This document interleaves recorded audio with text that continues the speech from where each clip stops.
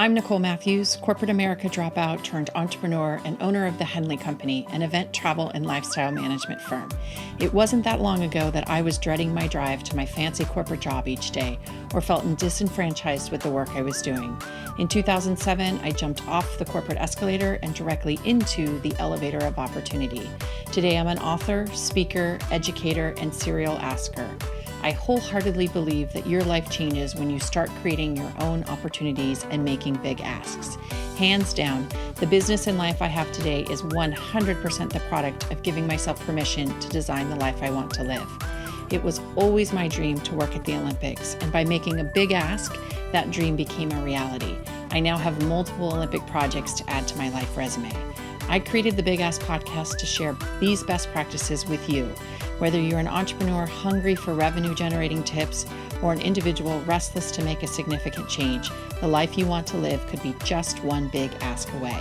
Get ready to be entertained by real-life stories, no-filter conversations, and inspired by the daily hustle.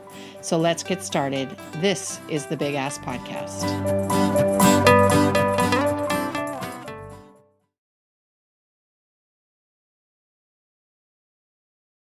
Hello, everybody, and welcome back to the Big Ask Podcast. I'm Nicole Matthews, and I'm thrilled today to be joining a new friend and colleague, Carrie Abernathy. And when I tell you her bio, you are literally going to be like, when does this girl sleep? She's incredible.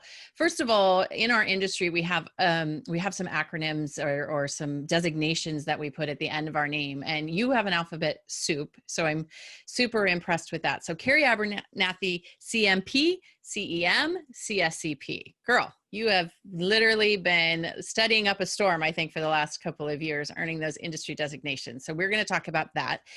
She is definitely a woman with drive. She's the co-founder of the Association for Women in Events. She's currently the lead meeting planner for the industry engagement team at Altria Group Distribution Company. Additionally, Carrie runs the blog A Woman with Drive that ties in her love of all things golf and leadership together. And it's a beautiful website. I highly recommend that you check that out. Every Monday, Carrie co-hosts the Talkcast series Events from Black to White, a discussion on equality in the events industry with her colleague, Derek Johnson. She is the founder of the Events Industry Sexual Harassment Task Force, a committee that is now being led by the Events Industry Council. And for 15 years, Carrie has enjoyed working with the meetings and events world and connecting with others. And on and on and on and on and on. So Carrie, coming to the Big Ask Podcast from the East Coast today. So welcome from the East Coast. I'm on the West Coast. So a big good morning and hello to you, Carrie. Well, thank you so much for having me. And now we have nothing to talk about because you literally said it all. That's it. And then that's probably just on Mondays that you do that, right? Like, what's the rest of your week look like? Exactly. So, so give us the quick and dirty story beyond what I said in your bio there. But how did you find your way into the events industry? Is that something that you started your career in, or did you transition into that industry as you were in your career? Yeah, I always love telling the story and hearing other people's journeys because I don't think any of us really started out in the events industry or knew that's the path that we were going to end up. And then all of a sudden we're lifers, right? Mm-hmm. I was studying psychology and was going to be a clinical psychologist. I also was planning a lot of my dorm events and social events and that sort of thing. And I had just a friend approach me and say, you'd be a really good event planner. And I was like, yeah, that's not a job, but thanks. Right. Yeah. But it turns out here we are, right? It is a real thing. So I ended up switching gears like my junior year. I studied events, the meetings industry, in Australia actually for a year. Oh, very cool. Yeah, which was awesome and eye-opening and totally fun. And then I came back and I was so lucky I got picked up right away at a job fair and I started in events, right? Like right out of college. After I found my path, found my way. And I was producing shows for the FBI, DIA, CIA, all of the military bases, NASA at 23, 24 years Amazing. old. How fun. Good Don't know why they stories. picked me. I guess they knew they could pay me a little bit of nothing and I'd work really hard. And you know what, after about a year and a half, I was totally burned out, which is crazy, right? But they tend to do that and that happens in the meeting industry so often. So I switched gears a little bit, like just for a year. I went business development for a year, and then I was like, what the heck did I do? I love events, have to get back in. And I've been in ever since. So over 15 years now, in the medical field, in associations for 10 years, and back to corporate now, and everything in between, but always in the like meeting planner role. Okay. Okay, great. So tell us something that might surprise us about you if we, since I don't know you all that well. So tell me something that would Yeah. surprise me. This really might surprise you since we're new friends. I was in DC for 10 years and again, like started to burn out a little bit and decided to kind of take control of my life by selling everything, giving away everything else, like literally just had a suitcase and my cat, and bought a yacht, moved to San Diego, lived on a yacht in the harbor, became a captain of my boat. I have 3 captain's licenses. What? And worked on the boat as an event planner. And I have been remote ever since. I've been remotely working for 3 different organizations over the last 8 years. Totally took control over that aspect of my life. I was like, done with the office. I'm done with the commute. I'm done with it. I went a little extreme with the boat, but as you can see, I'm back in a physical office now in my Yeah. home. But yeah, just that, I think that's a really fun one. That is a great story. And I'm sure there's more stories. Like there's so many little idiosyncrasies to that story, which would be fun to have a glass of wine with you and hear all of those one day. So, well, Yes, good for you. I please. love that you were like, you know what, I'm going to give myself permission to get off the hamster wheel of the, as I like to say in my book that I wrote called Permission, I always talk about like the shoulds, right? Like you should just stay in corporate America. You should. And then you were like, nope, we're going to take that should in another direction. So That's that's exactly right. amazing. I have Good for always you. sort of just grabbed life the way I want it, and I've done it my way. And I think it scared a lot of people, especially my family, along the way. But I've always seemed to land on my feet. So here I Mhm. am. Yeah, that's awesome. So, what I'm really impressed with in your story is how much you seem to be focused on not only your craft of event planning, but also the massive improvements of the industry. So, you aren't just passive in terms of like, I'm just going to work as an event planner and, just kind of stay in my bubble. Clearly, from all of the little tentacles you have spread around the industry, you're trying to just make it a better place for all of us to work. So, where did that passion come from and sort of like getting out of your singular lane of just doing event planning, but also really advocating for the industry as well? Yeah, I think it comes from just having a little bit of spunk and being a little bit of a rebel, because I noticed early on that I was always kind of questioning the norm, right? So if there was a process in place for any job that I've been in and it didn't make any sense, or it was antiquated or outdated, or it didn't, it wasn't efficient, I was always that person that was like, wait a minute, and kind of ringing the bell, right? And in how many years had I been in the industry at that point? Several years. I'd been in the industry for 5+ years, and I was a part of all of the industry organizations, the MPIs, the PCMAs, everything that you could think of, and trying to find my tribe and my community and my group. And I just felt like there weren't any resources that I wanted to see for elevating women. And I Mhm. always have felt really strongly for elevating other voices. It's like, if I have a platform and I have a voice, like, why not put more voices forward? We're truly stronger together. So that's always been kind of a driving force for me. Mhm. So, I brought together a group of like really strong, amazing women. And I said, look, I really think that we need an association and a community just to support women and provide women resources in the events industry. And let me tell you, there were a lot of challenges in getting there. I went to a lot of mentors, a lot of supporters, a lot of people in the industry who were just like, look, why would you do this? These things already exist. Or Mm. look, there's not a problem. We don't need an association for women. Women are already there. And of course, we knew that they weren't, because I think the statistic at the time was, I think it was the meetings industry is made up of over 78% women. And yet only 3 to 5% held C-suite level positions. So only a small number were representative and leadership positions. So I was like gung ho. I was like, look, okay, I'm facing a little opposition here. I'm just going to go ahead and do it anyway. And so glad that I did, because it turned into this incredible community that we now have that supports women in the events industry. And community is the right word, because there's so many like great supportive cheerleaders and mentors and coaches that have come together to help women rise and find jobs and challenge the norm. And, it started there. It grew into underneath AWE, launching the Events Industry Sexual Harassment Task Force, which was something I had felt passionate about for many years. And unfortunately, I was sexually assaulted in the events industry during an event by a colleague. So I felt super, super strongly that there was nothing in place for people like me.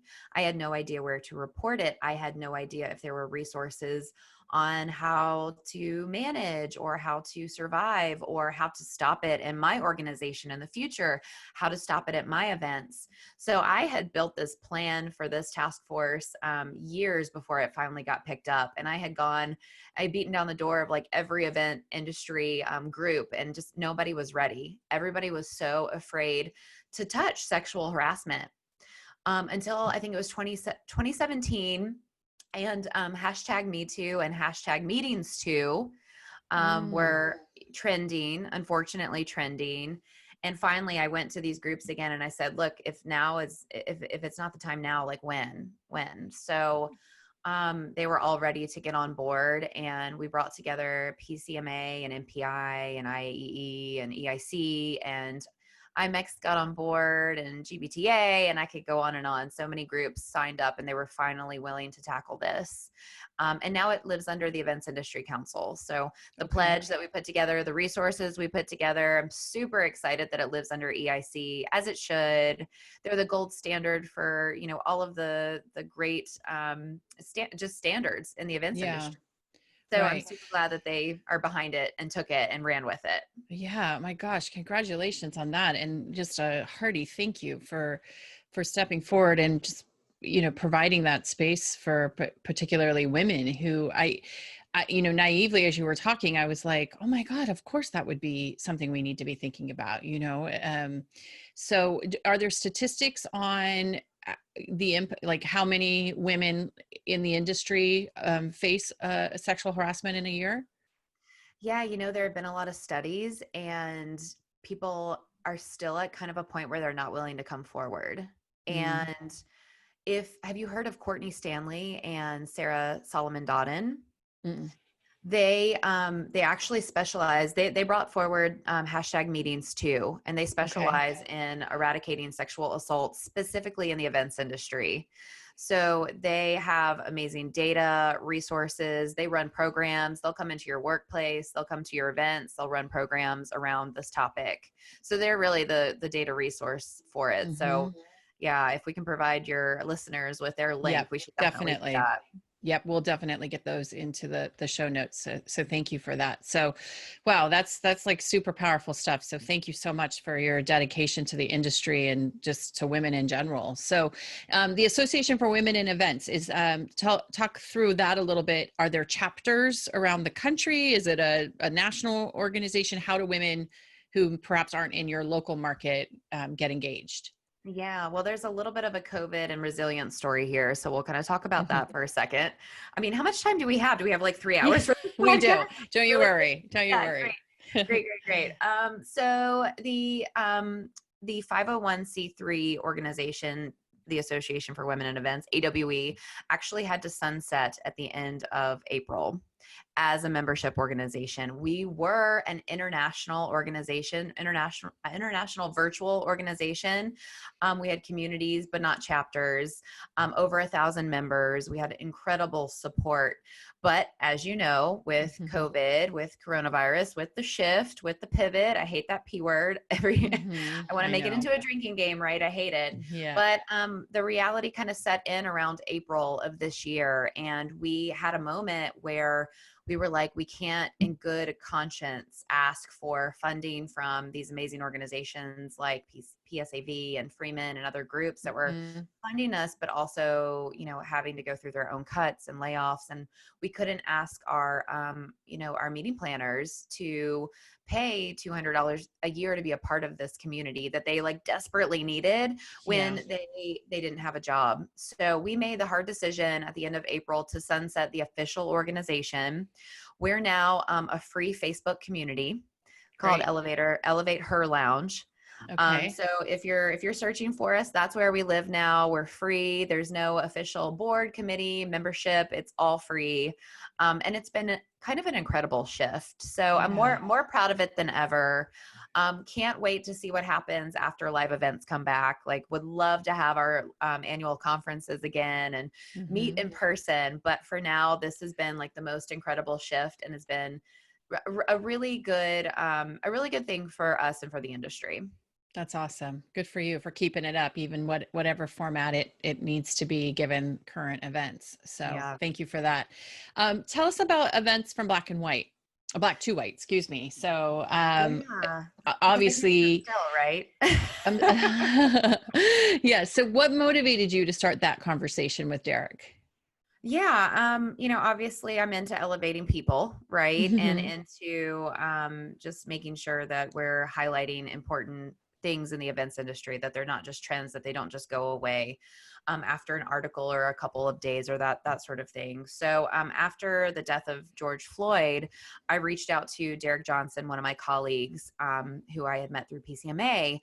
And I said, like, look, how do we continue this conversation? Like, how do we not just let this be a trending moment, and how do we bring this to the events industry in a way where they can get comfortable with discomfort? Mhm. And I have a little thing here, lean into discomfort. That's kind of like what I live Yeah. by all of the time. But we decided just to launch kind of immediately a weekly discussion on racial inequality in the events industry and the greater world. And we tackle pretty much everything from unconscious bias to changing the stage and kind of reversing mantles to, white male panels to representation on the stage from people of color and from women, and everything in between. And we've had some great guests, and we come every week 12 to 12:30 Eastern, and we pick a topic. We don't prep, we don't research, we just go Mhm. live. And the Mhm. aim is to keep the conversation going, but also like lean into that discomfort. Like, it may be an uncomfortable topic for me. I'm not a subject matter expert on it. I don't understand all the intricacies of it, but let's normalize it. So if people can watch someone like me come to the table and say, okay, this is cool. I don't understand it. I don't know about it. Like, let's talk it through. Yep. Then maybe that can affect change. And we thought that, education definitely important, but starting those discussions will be a catalyst for change over time. So Mhm. that, I guess that was the impetus for behind all of this. Yeah, how important. What a great conversation to have. So, if people want to listen in on that, is that through your website, or what's the best way for them to join you in that conversation? Yeah, they can find it through awomanwithdrive.com. We can also, I'm sure, drop the links into the chat or whatever else. It's Mhm. crowdcast.io /EB2W. So it has Okay, its own space to live. You can sign up every week, or you can watch the archives. We tape everything. So you can great. go back and watch. And we have a lot of cool upcoming stuff happening that I'm Yeah. excited to share with everyone. That's so great. So great. Such an important conversation that needs to keep being had. So let's talk a little bit about golf. You seem to have a propensity for the love of the game. So where has that come from? Have you always been a golfer? And then what have you learned from golf that's helped you in business? Yes. Okay. So, no, I have not been a lifer when it comes to golf. Meetings and events actually introduced me to golf. I started attending as a guest all of those industry golf tournaments. And at first, I didn't play. I just kind of drove around in the cart. And then I started playing, and I was really, really bad. And just like full disclosure, I'm still really, really bad. But I love it. And I love the fact that like it's a constant challenge. And it's like life, right? Like you get ahead a little bit, and I'm for, let's say, 3 weeks in a row, I'm playing like so well. And I'm like, oh yeah, I'm going to sign up for the LPGA. Like I'm like Tiger. Like I am actually really good at this. And then Yeah. it knocks you on your ass, right? Like the next week you go out there and you've forgotten how to play. You can't hit the ball. And Yeah. that constant challenge, like while it like, irks me to death because I'm a perfectionist and I kind of only like to do things that I'm good at. But it keeps me roped in. And I guess that's what keeps all of us bad golfers roped into the game, those like Mm-hmm. good moments, right? And Right. that's kind of like life, right? It's not Yes. all good. It's not all good, especially right now. But if we can like lean in to those positive moments and to the good moments and like hold on to that, that's kind of what we're Yeah. here. That's what life is about, right? Right. Exactly. Exactly. So as I mentioned at the top, I think your website, A Woman with Drive, is beautifully done. It's so well laid out. So what is your goal with that, with the focus of that website? Yeah, well, let me take you back to the beginning, because the Okay. beginning was, let's see, February, March. Okay, so AWE was sunsetting, and Okay. I was going to have a lot of time on my hands because I was executive director of the organization, and I don't do well with not having 40 different hobbies. Yeah. And I was kind of in that funk that we all got into once COVID hit, and once the reality hit, right? It wasn't just COVID. COVID happened for a few months, and we were all kind of like, rah rah, live events are going to happen again, no big deal. Yep. But I kind of froze like everyone else. Like I was kind of like, okay, I can either really dig into this funk or I can do something else. And Hmm. my something else project was this blog that I've always wanted to launch, but I've never had the time for. Right? We're all traveling nonstop. It's Yep. crazy. Our lives are crazy. And I've always been like, oh, I'd love to share, some of my leadership lessons, some of my life lessons. I would love to share, but I don't have time to. I don't have time to build a site. Hmm. But I had a girlfriend come to me. She's a speaker in the events industry, and she was like, "Hey, by the way, I talked to a lot of country clubs and golf courses, and I just threw your name into the ring to be a speaker about what you do." And I was like, "Oh, okay. Well, I better get a website. I better pull myself together." So it looks like a labor of love, but it came together in about 3 days. I found Yeah. a website designer who was amazing. Clearly, I threw a bunch of photos at her. She's like, I'm going to need some copy. Like, what do you want me to write? And I'm like, oh Can't just crap. be Okay. pictures. Yeah. Right. So I kind of brain dumped and sent her photos, and that's kind of where it started. And there's definitely been an evolution. Like I've added some podcast stuff. Um, I've started speaking now since COVID, since the time of COVID. I've been speaking a lot. So now I have a speaker page, and I've done a lot of interviews. So it's kind of Hmm. morphed from this blog into speaking, I started coaching and mentoring in the Great. industry. And I started to Yeah. help people that have been stuck, kind of like I got stuck for a quick second, but have been stuck for a little bit longer, or have Hmm. lost their job, or have just lost like the love for the industry with everything that's going on. So I've been doing a Yeah. little bit of life coaching. And so that's kind of the evolution right now. So it's a little bit of everything. Yeah, that's great. Good for you. So, what is your message to people who are in the event industry, and here we are in the midst of COVID with no light at the end of this tunnel for us all? What is your message to people who are either wanting to transition into it and, about the time COVID hit, so not a lot of opportunity, and or the people who have been in it for a while and have lost their spark? Where do you see us on the other side of COVID? Yeah. So my first message is that the events industry is still hiring right now. There are plenty of opportunities that I see come across all of the forums that I'm a part of, all Hmm. of the Slack channels, at Indeed, all of your regular places on Yep. LinkedIn. We are alive, not in the same way, maybe not on for live events. There are still some live events, but if you're into virtual and planning virtual events, if you can run Zoom rooms, if you want to be a project manager, there are still people hiring. So there is hope. Hmm. I don't want Yeah. people to lose hope, right? If you're like us, right, you're diehard, you're in for life. Yep. There's a Hmm. space for you. There's a place for you. It's just kind of holding on. I do a lot of talks on challenging people to utilize this time that feels really paralyzing and kind of shitty, to be honest, to take that time to step back and find out what you really love. And Mhm. first of all, make sure that it's this industry, because this Yep. is a great time to do that check with it deep within yourself.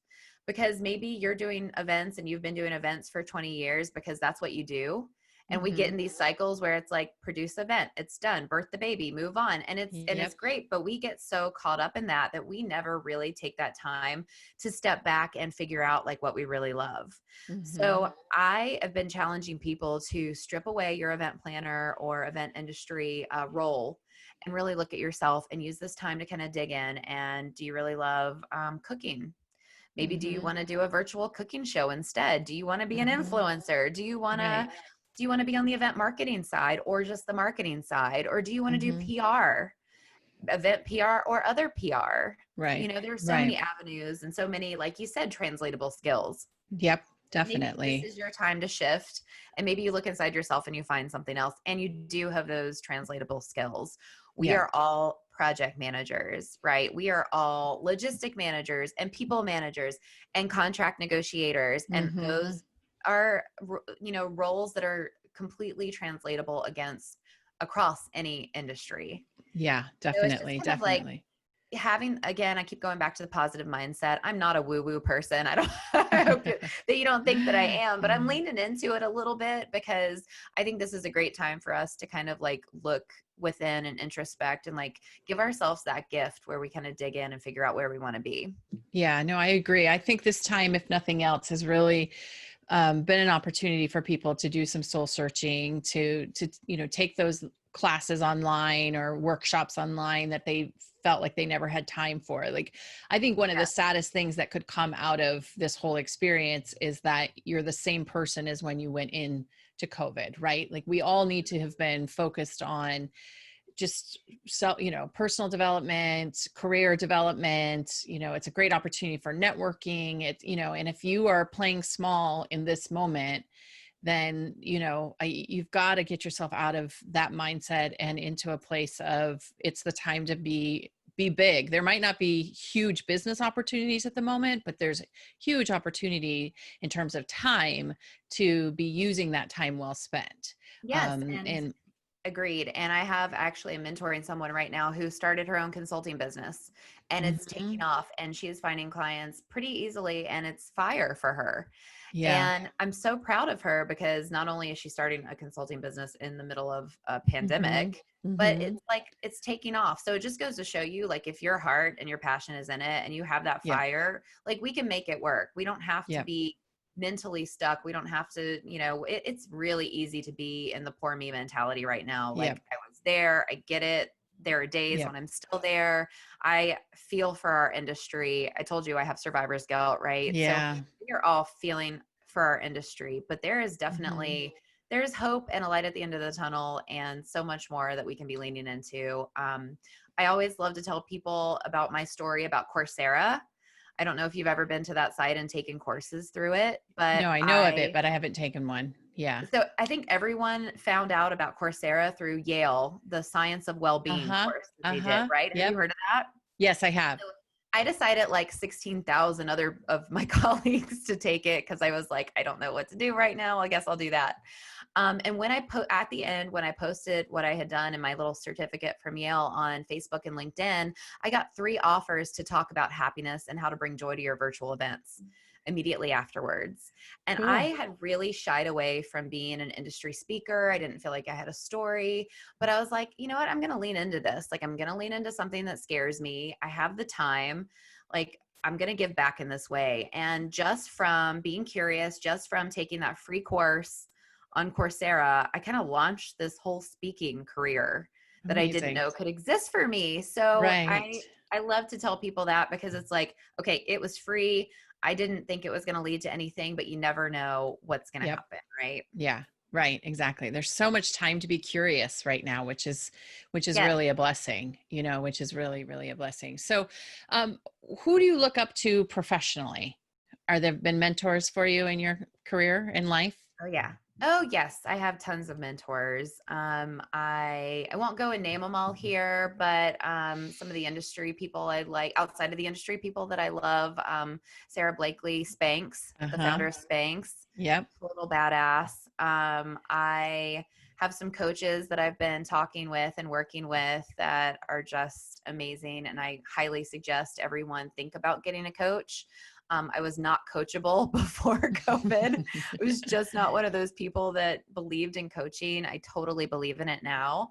I have a lot of really amazing male mentors that believed in what I was doing, that sat on my board of directors for the Association for Women in Events once it launched. So I am surrounded by people that I'm sort of, I get obsessed with, right? Like that's what I Yeah. always say. Like people are coming into my life constantly, especially now that we're connecting virtually through LinkedIn and through the conferences that I'm speaking at and through the podcast and everything else. My network has grown exponentially since Yeah. this whole thing started, really. Yeah. I was so hesitant to have a coach in the beginning, especially when I started my business. I used to kind of admittedly have the mindset, like, what's wrong with these people? Like, couldn't they just figure it out? Like, why do you have Yes, to have same. someone else help you? And then somebody, reminded me, going back to golf, like Tiger Woods even has a coach, like there are, Yes, professional athletes still have to be coached. Right. So, exactly. so I did go down that path. And at various times, being a business owner, I have had a coach. And there's something about, you're never as productive as the couple of days leading up to that next coaching call, because you're like, oh, I got to really get myself together here. But it's nice to have somebody who cares about you and your success, but also won't really accept or listen to your bullshit too, Totally. which is Yeah, really, that's important. You have to have that, because your family won't always be that person who will sort of keep it real for you. So yeah, I agree. I think that's an important thing, that it might not be something you need every single day, but there's definitely seasons when when bringing somebody else into your business has just been a huge tool in terms of keeping the longevity of my business around. So yeah, good. agreed. So, in the spirit of the podcast being called The Big Ask, have you ever had to make a big ask? And if so, what was it? And what was your process for getting there? Yeah, I mean, I touched on it just a little bit. My biggest ask was going to the executive committee and the board of directors of the Association for Women in Events and making that case, not to tear down everything we had done, but to Mm-hmm. completely flip the script.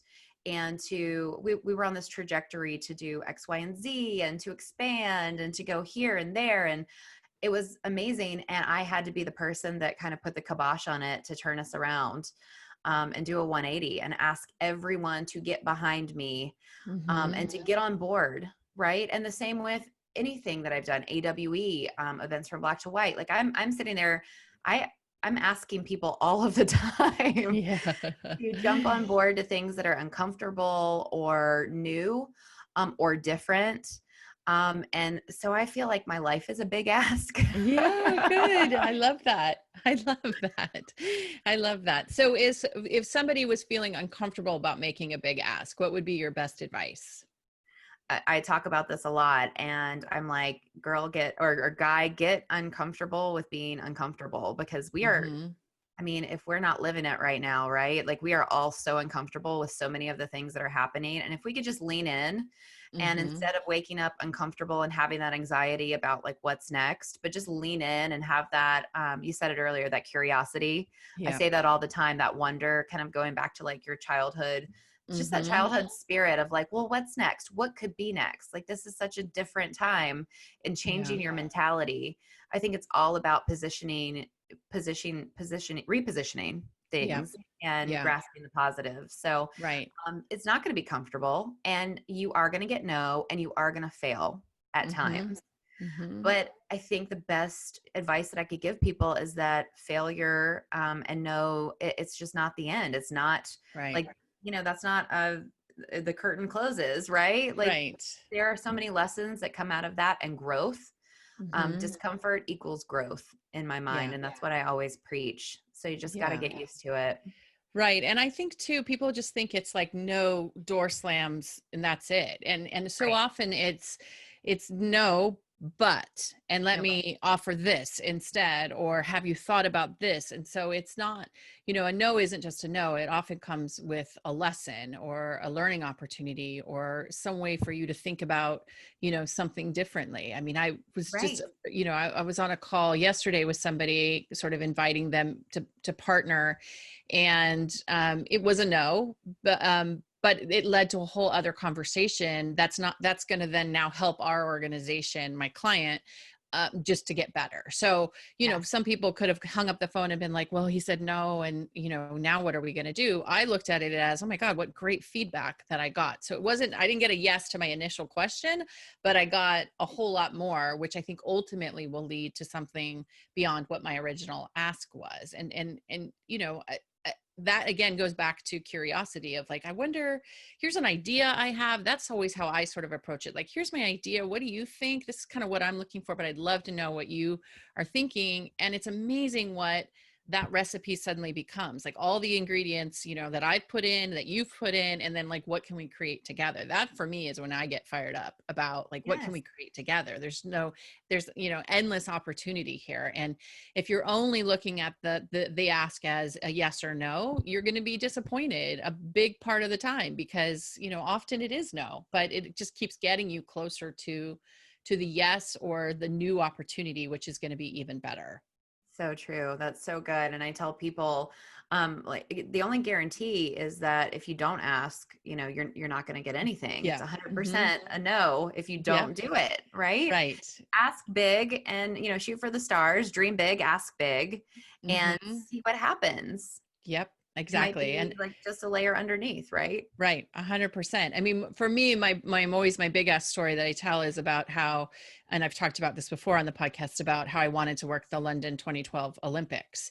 And so I literally asked my way into that opportunity and kept asking people to help me to get to the ultimate Olympic experience and being able to work for, I was on a project for Visa, which is a major brand, for the Olympics, a major sponsor. And I ended up, because of my experience, being the assistant to the CEO of Visa for the course of the games. Right. And so that is, I mean, I didn't even know that was a job. Right. But I kept Amazing. asking my way into the next thing, the next thing, the next thing. And, it's where that, experience and opportunity, merge. And then all of a sudden you have, this blessing of an experience that I will hold dear for the rest of my life. But that wouldn't have happened had I sat in my office and just dreamt of one day working at the Olympics. Like, I had to be proactive and and I even sent out an email. I write about this in my book. I mean, I sent out an email to 130 people in my network that all I said was, would you recognize my name if it was in your inbox? So we didn't have to be best friends, but I just needed you to like recognize my name. And then from there, I laid it out and I said, this is my dream. This is what I want to do. I want to go work at the Olympics. Somebody knows somebody who can help me make that happen. Here's my experience I can bring to the table. And eventually that person was, I found that right person, and then, it snowballed into the most amazing opportunity. But had I never asked that question, I would have been home watching the Olympics instead of in the midst of it for 8 weeks, so Amazing. yeah. So the big ask for me is really sort of the lens that I look at life through, because I feel like there's just, there's such much missed opportunity because people are afraid to make that ask. So it's nice to meet a fellow big asker Yeah. who's not afraid, right? Who's not I was afraid. gonna So say fear. Fear is what keeps us, mhm. and I've been 100% afraid through all of it and somehow still pushed through and asked. So it Yeah. can be done, right? Yes, exactly, exactly. And the more you do it, obviously, the more confidence you get, and Right. you sort of refine your ask and all of those things. But it is amazing to me what people will not ask for. Like, I'm like, Right. just ask the question, or if I don't know what you need, I don't know how to help you. Right. So that's what I always say to my students, or people that I'm mentoring. It's like, if you don't tell me, I have no idea. But as soon as you tell me, it's amazing how suddenly that little thing gets on my radar. I'll be reading an article, I'll see something online, I'll be like, oh my gosh, Carrie and I were just talking about this. Like, let me shoot this resource to you. And then now that might snowball into something. But if I didn't know that you were, interested in learning how to, design and grow succulents, right? I wouldn't know to send you the succulent article I just read, So Yes. that's the thing, is that we have to be open to having those conversations and telling each other what it is that we need so that we know how to help each other. And Right. vulnerable, right? You Yep. really kind of have to be vulnerable. You can't just be close to cuff with your feelings and what you want. You got to put it out into the universe, and Mhm. you have to be vulnerable. And I think that that's like led me to the most success, just like being Yep. authentic and honest, Yep. and not putting, taking away the smoke screen and just being Right. authentically me, for better or for worse, right? But Yeah. just like leaning Right. into that aspect of Yep. who I am. 100%. 100%. So, um, what is your process? So how do you keep yourself organized? What are you reading, finding inspiration from, all the things? What are the feel good things? Yeah, I always tell people like I'm super ultra organized and I get a ton of work done, but I'm one of those people Mhm. that like I black out and it's all done, right? Like I couldn't, like if someone's gonna ask me to like my boss, if they were to ask me like what have you done the last month, I'd be like, I don't know, like I don't no idea. It's all done, but like Yeah. I'm a list person. Yep. Um, I keep 11 emails or less in my inbox at any Oh, given that's time. impressive. That's impressive. Yeah, it's my to-do list. And I feel like I'm one of those anxiety riddled people, right? I got to get it done. I don't have notifications on my phone. So there, I'm not one of the people with like 30,000 emails in my inbox. That would drive me insane. So I Uh-huh. think, combination of OCD and type A personality and being a Capricorn and all of those other stuff. It's just like, it's a little bit of magic. It's my superpower. I am reading the Power of Positivity right now. Okay. And I am obsessed with the Desire Map by Danielle Lepore. Obsessed, Okay. obsessed. I had a girlfriend slash keynote speaker in the events industry mail it to me as a gift. And I was like, okay, I don't need this. And I did. It kind of leads into everything I was talking about like stripping away the professional stuff and finding out what really moves Mm-hmm. you and how you Mm-hmm. want to feel every single day. So it's kind of a guide on how to get to that point, how to tap into that point, especially when you're like me and it's all professional and it's all on all of the time. Yep. Mm-hmm. I had never taken that step back to look at like what I loved and how do I want to feel each day. And Mm-hmm. the professional stuff I got down, all the other stuff, it was kind of like I'm just going to keep shoving that deep down. So Right. Desire Map, I preach it from the top of the mountains. Highly suggest that everyone That's great. read Yeah, no, that's great. That's awesome. So you're obviously incredibly busy and committed to the industry, but are there any causes that you are passionate about outside of the event industry?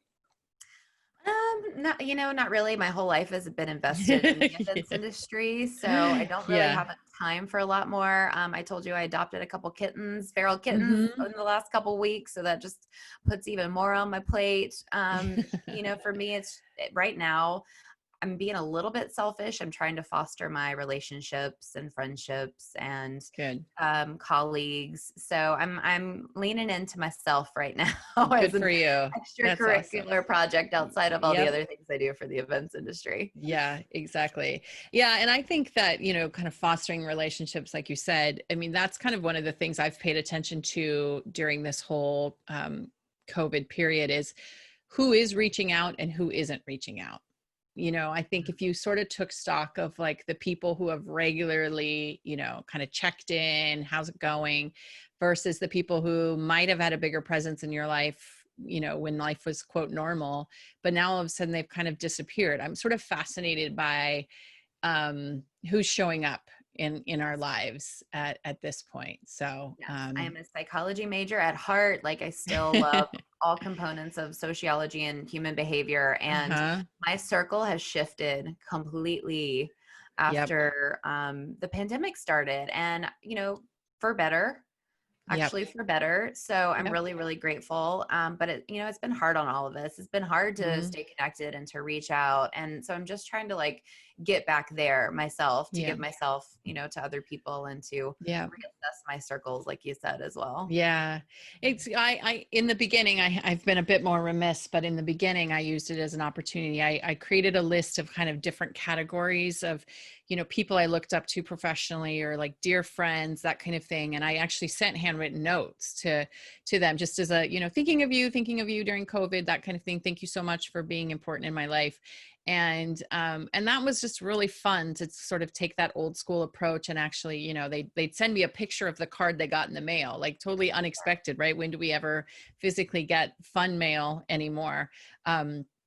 But I would just encourage people to do kind of that same exercise of, sort of make these categories, or, I have these lifelong friends of ours who just have this beautiful marriage. And I, sent a card just to say, that inspires me. Like, I just love your love story, and so it doesn't have to be anything massive. It can just be that, that little token of gratitude, but so well received by the people who have received one of those cards from me. And fun to just kind of think about, when you look at a list of names, like, what is it about that person that you are inspired by? So just as something to, kind of add another thing to our plate. But as we're kind of reevaluating relationships all through this and getting back, what part of normal are we all trying to get back to? I think has been a great lesson as Yeah, well, right? yeah, I did that too. I'm going to do one for you while we're here. But I have these cards, and I'm going to pick one for you. I do that. I try to Okay. do this. Sometimes I mail them, like you said. Sometimes I Yeah. just get on a Zoom with someone. Um, okay, yours is, I am one with everyone on the planet. Oh, Every time I meditate or do a visualization for healing, I am connected with like-minded people all over the world. So that's perfect. a good one. That And I is a like, good one. like, that's your card. No one else gets Yeah. that one. That So one, that's it. I That's like it. sharing that. I like sharing those Yeah. little moments, little touch moments Hmm. that we can't do in person, but it's Yeah. kind of special. So I agree with Yeah. you. I love a handwritten note. Love a handwritten note. Absolutely. That the art of a handwritten note has never gone away. It is still so great to get one of those in the mail, isn't it? Yeah. So definitely. So what are you currently working on that excites you? I know your website is kind of your new passion, and that whole, that's led to speaking and blogging and all those things. But is there anything else that you're working on that's really exciting you right now? Yeah, I'm dabbling in the mentorship and coaching realm, and I'm not sure where that's going to go, but I'm dreaming big with it, and I'm super Good. excited, and I'm kind of putting together, and again dabbling with the idea of putting together a 16-week coaching program Mm. for women, for life, business, professional, otherwise. So Yeah. pouring a lot into that right now, and just excited Good. by the idea of it. I don't want live events to go away. I am, a meeting planner for life, but I am also a smart woman that knows that I need to have a backup plan. Yeah.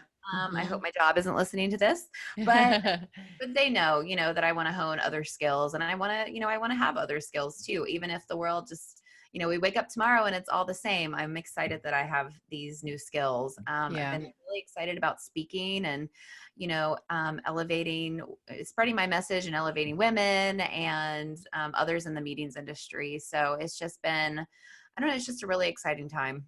Yeah, good for you. Well, you've got a lot of balls in the air, which you seem to be Thank juggling you.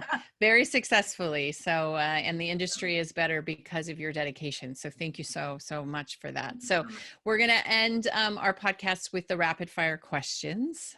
So, no right or wrong answer, no judgment from me. I'll just ask a question and move on to the next topic. So, are you ready? I'm ready. Okay, perfect. Title of your lifetime movie. Oh, been there, done that. Awesome. If you could change places with any celebrity right now, who would it be? Oh goodness. Okay, this is not rapid fire. I'm terrible at this. Oh, celebrity. Okay, it's gonna sound so funny because no one's gonna know who this is, but Chriselle Strauss or Uh-huh. Staus, sorry, Selling Sunset. Uh-huh. On Dancing with the Stars, just Yep. got divorced. She's at this like Uh-huh. awesome time in her life where I think she can like grab the bull by the horns and like do so much. So I'm super excited for her. Oh, that's awesome. Okay, good. When do you feel happiest? When I'm in front of my fireplace with a book, I have some downtime, or like you said, writing those like actually physically writing letters to people that Yeah. I love, or with my new kittens now. Yeah. Perfect. Good, good. If you were running for politics, what would be your biggest campaign promise? Oh, pass on that. Oh, politics. Uh-huh. That I would cut the bullshit. Good. Perfect. We need that. Yep. Ultimate dinner party. Which four guests do you invite and why? Oh, okay. Oprah is definitely one. Um, this is the worst because I'm one of those people like I need to like sit and go through and really think about this. Well, Oprah's gonna bring Gail, of course. No big deal. Okay. You gotta have your friends there. It's gotta be super comfortable and fun. Um, and I'd probably just bring two of my friends because I don't feel the need to like, hang out with celebrities or Yep. big historic people from my past. Like I'm really happy with what I have going on now. But I think Great. my friends would want to meet Oprah. Sure. Good one. Yes, Yeah, that would be, hey, do you want to come over for dinner with yeah, Oprah on right. Oprah's Friday? here. Yeah, exactly. Exactly. All right. Right this minute, you have to get a tattoo. What do you got and why? Something to do with travel. I'm Okay. sure like my heart is missing travel. So Yeah. maybe the world map and a big heart over it or something. I'm Yeah. not a tattoo person at all, so I'm No. sure that sounds terrible.